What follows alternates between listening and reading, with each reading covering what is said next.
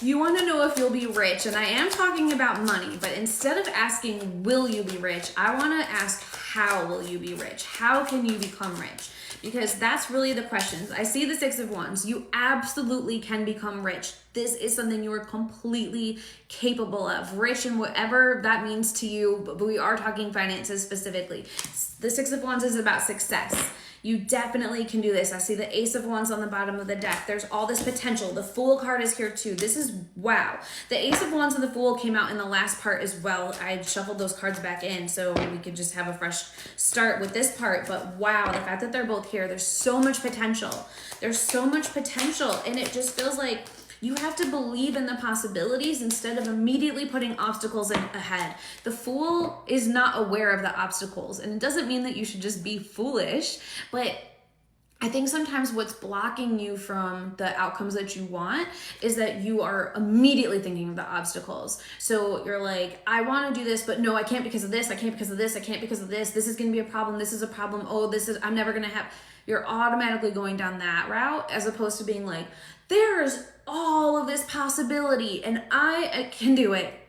I feel like that's the expansiveness that you need to invite in. And when you do it, yep, Six of Crystals is on the bottom of the deck as I'm talking about this. It's like, yeah, the waters are not always like easy. She's rowing through some rough waters, but she can get to the destination that she's trying to get to. Six of Crystals, because she's not blocking out her own blessings. Five of Wands. She will overcome those obstacles. She can overcome the obstacles. The obstacles are honestly, with the Five of Wands, it's like the obstacles are coming more from within you than externally. Of course, there are external obstacles, but a lot of it is coming from your belief about those obstacles and how big they are is also coming from your own like fears and your own mistrust of yourself. I feel like if you really trusted yourself more and your own abilities, even though there are definitely economic obstacles right now, that I'm not saying that those don't exist, they definitely do, but how much you see those as being an obstacle or hindrance to you tells you about how much you believe in your own abilities.